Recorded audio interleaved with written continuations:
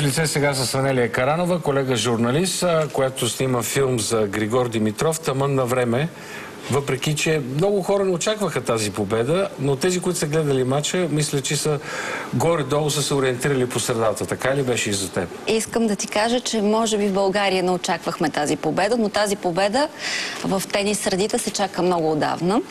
Всъщност филма за Григор Димитров решихме да заправим преди около година, когато за първи път най-големият специалист в откриването на тенис таланти ми каза, че откривайки Рафаел Надал и подписвайки договор с него на 11 години, не е сбъркал и че следващото момче, което е намерил съвсем младо и е подписал договор, е Григор Димитров. Така че не е от скоро интереса към него и очакванията не са отскоро. Интервюта на много известни хора, които се занимават с тенис, които говорят за Григор. Да кажа на зрителите, че при теб са гостували Брайан Мей, Пласидо Доминго, Хулио Иглесиас, Стинг, Диего Марадона, Жерар Депардьо. Има ли бъдеще подобна поредица, не само с чужди звезди, ами с български? Сега Григор е май първия, така ли е?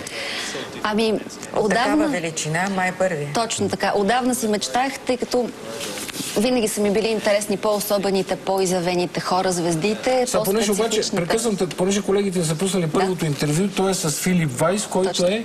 Какъв е той? Филип Вайс е директор на Nike Европа и всъщност е най-големият откривател на тенис таланти. Той е човека, който открива Рафа Надал на 11 години. А какво казва за Григор той? Казва за Григор, че е видял в негово лице огромен талант и не само в физическо отношение, но и поведението на Григор му е харесало. И най-важното, което казва Филип, е, че Григор е харизматичен. Да. Добре, можем да продължим нататък. Имаме част от интервю с самия Рафа Надал. Сега колегите ще го пуснат. Да. Можеш да превеждаш директно, защото още е суровия материал на филма. Винаги съм имал чувството, казва Рафа за Григор Димитров, че той ще бъде голям тенисист. От тук нататък всичко зависи от това как ще се съхрани ментално, умствено и как ще запази физиката си. Тук ми беше любопитно да го попитам, ако е негов треньор, какво би го научил. И той казва ми, май няма повече на какво да го науча. Той вече е много добър. Не съм, може би, аз човека, който трябва да му давам съветите.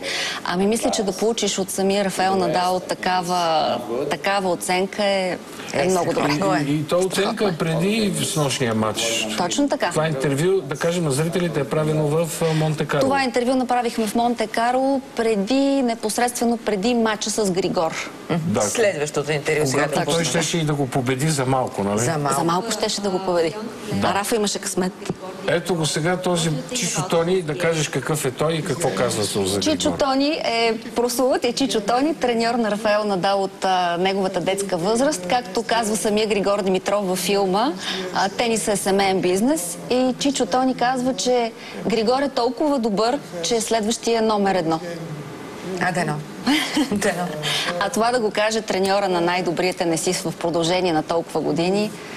Добре, това не е ли мечта да очакваме едно българско момче да стане номер 1 на световните? Ми се вижда невероятно просто. Някакво нещо като фантазия от... Той с нощи, ние понеже заедно почти гледахме матча тримата, той с нощи ни се сруваше до финала. Никой не вярваше от нас, нали?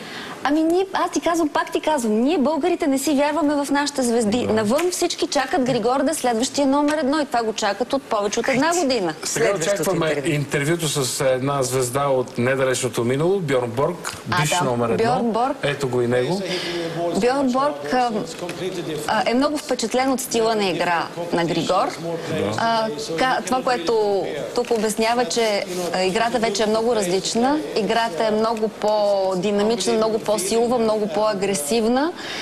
Но това, което бих извадила като сентенция от интервюто на Бьорн Борг е, че той с удоволствие гледа, когато Григор играе и това, да го каже Бьорн Борг, също не е малко и той не преувеличава, той не раздава комплименти така на вятър. Да, като всеки швед, винаги е много пестелив. Имаме ли друго интервю? Имаме още едно, то е със самия Гришо, което е пак от Монако, нали? Да. Как се чувства човек, когато си го връща тъпкано на тези, които вече са го побеждавали? Това казах и на треньора, може би след мача в съблеканата му казах. вече и тримата един след друг, така че сега идва ред на четвърти, да се надяваме, че и неговия реч ще дойде. Така, една хубава прогноза, нали? Преди колко месеца направи той? Преди един? Ами тази прогноза беше направена преди 2 седмици. Преди 2 седмици. Буквално преди 2 седмици. Да, последното ни виждане с Гришо беше съвсем наскоро. Има ли следващо? Ами, от тук нататък продължава, защото неговия устремен, както понеже виждате... сме на финала, симпатичен ли е? Симпатичен ли е в общуване? Григор е харизматичен. Това е най-важното. Искам да ви кажа, че той стана любимец на кралското семейство в Монте-Карло и неофициално неговите мачове бяха гледани от принци и принцеса. Шарапова ли е? Да. Извинявай, Митко, Шарапова ли? Аз така да вкарам малко женски тон. Тя ли е неговата принцеса?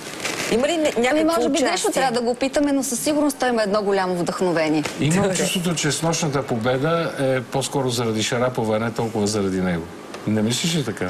Ами той посвети с нощната победа на баща си, което е много хубаво. Който Хасково е правил с подръчни средства. Аз съм чела някога с подръчни средства. Баща му е правил корд, за да играе и да тренира. Много се радвам, че бяхме заедно и ще продължиме при следващата победа. Успех на поредицата. Да. Успелите. И да има повече българи в тази поредица успелите, дай Боже. Вижте какво следва.